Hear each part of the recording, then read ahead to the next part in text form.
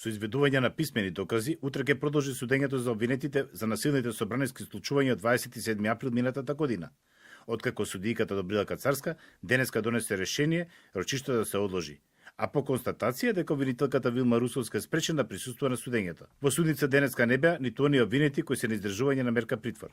Денеска можеме да договориме што ќе работиме на следните неколку рочишта.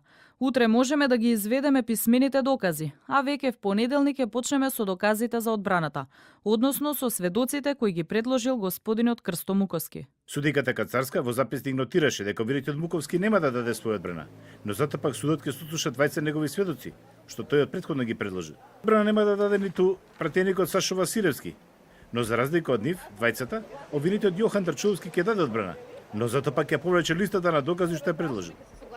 Судот, односно судиката Кацарска, е убедена дека веќе в понеделник ќе бидат исцрпени доказите и ќе бидат изведени изјавите на сите 5 мина обвинети пратеници. Иако и денеска избегнуваа темата за можна амнестија, сепак се стекнува впечаток дека обвинетите се малку порелаксирани во однос на претходниот период. Инаку што е познато, 33 лица одговараат за терористичко загрозување на уставниот поредок, а само 20 за помагање при извршување на истото кривично дело.